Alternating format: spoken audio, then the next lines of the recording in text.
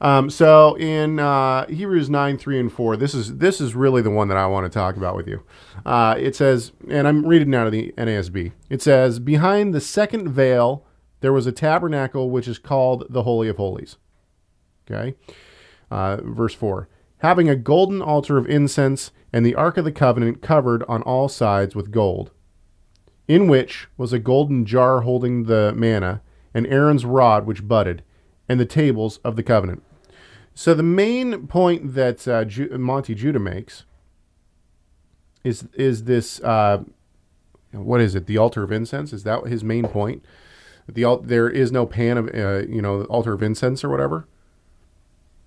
No, he says that it doesn't belong, that the altar of incense belongs is out not in the Holy of Holies. It's in the holy place, not the Holy of Holies. Right. Okay. But this word could also mean just golden censer, which went in to the Holy of Holies on Yom Kippur. And of course, Yom Kippur is the day that represents, atonement. But each day points to Yom Kippur. All the services of the year in the priesthood, and their offering of blood, ultimately comes to this time where the high priest has to go in to the Holy of Holies. And so does the Torah use this word for altar, or the word that the Septuagint does? Yeah, it uses the word. It can mean censer. So in the Septuagint, this word is used as the censer that goes into the Holy of Holies? Yes. So in other words, Monty Judah and this Daniel Gregg guy, they're not doing due diligence, right? I'll tell you, I said that the blood moon thing doesn't tick me off. This ticks me off. When people start like, hey, let's throw out parts of the Bible, that's an attack from the evil one. This is how this is exactly how Christians and believers are starting to give up on God in general, is because they start saying, oh, well, exactly. the Torah is not anymore. So, that whole homosexuality thing, it also says you can't eat shrimp.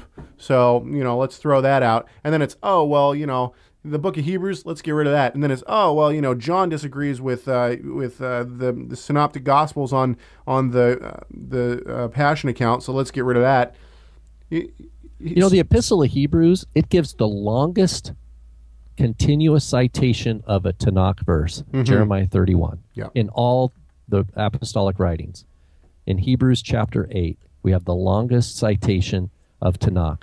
Not only that, in chapter 11, we see clearly that this author understood salvation by faith, right? And he had a comprehensive knowledge of salvation history, all the way back to Abel. And he shows how faith meant something in their life. They acted on their faith. In other words, there were works associated with faith.